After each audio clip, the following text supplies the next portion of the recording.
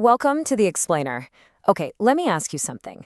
What if that crypto transaction history, the one just sitting on your computer, was actually worth something? Like real money? Well, today, we're going to dive into a new kind of competition that's trying to do just that. All right, let's just jump right in. We're not talking about something that's going to happen. Nope. This is a live event. It's happening as we speak. And as the organizers put it, things are already heating up. So what is this data bounty race anyway? Let's break it down. Get to the core of what it's all about. Okay, so the goal is actually pretty simple. It's a race, right? And what are people racing to do? They're trying to contribute a specific type of data that they're calling CEX intelligence. You can kind of think of it like a digital scavenger hunt, but it's on the clock, and what you find has to be legit. And look, the starting gun has already fired. People are already in the thick of it. The big thing to get here is that folks who jumped in early, they're actively participating. And yeah, they're already unlocking rewards.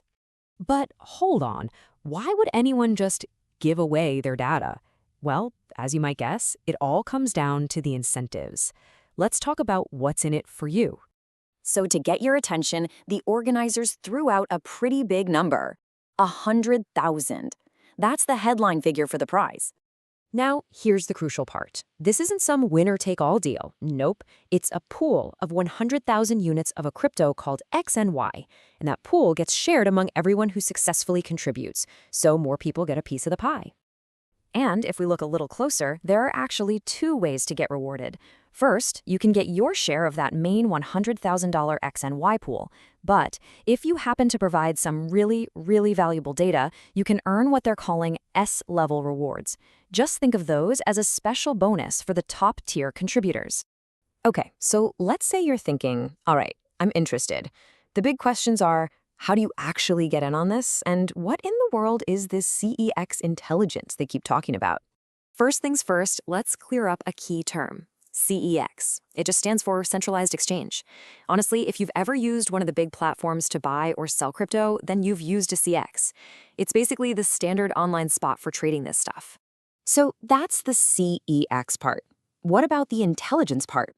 Well, what they're really asking for is your transaction history. Your deposit and withdrawal records. That data is literally the key to getting in the race because it gives real-world clues about how the market is moving and what users are doing. And they've really broken down the process into 4 simple steps. Basically, if you use a CEX, all you got to do is grab your transaction records, send in the deposit and withdrawal data, and boom, you're in the running for a reward. They've really designed it so pretty much anyone can jump in. Okay, last thing, and this is super important. There is a deadline. This whole thing is not going to be open forever. The clock is definitely ticking. The timeline is crystal clear. The race is on right now, but that finish line is coming up fast, February 4th. And that's it. That's the hard deadline for getting your data in. So, the message here is a mix of urgency and opportunity. Yeah, the race is already going, and yeah, people are already winning, but the good news is the door isn't closed yet. You still have time to get in there and claim a share for yourself. So the final call to action from them couldn't be more direct. Jump in now. It's a pretty urgent push to get involved before that February 4th deadline comes and goes, and the whole thing is over. So what's the big picture here? Well, this whole event is a really interesting look at how to monetize a digital footprint that, let's be honest, millions of us already have. It seems like companies are waking up to the fact that there's some serious value in this CX intelligence. And it kind of leaves us with a much bigger question to chew on, doesn't it? Is all our everyday data, the stuff we don't even think about, the next huge digital frontier?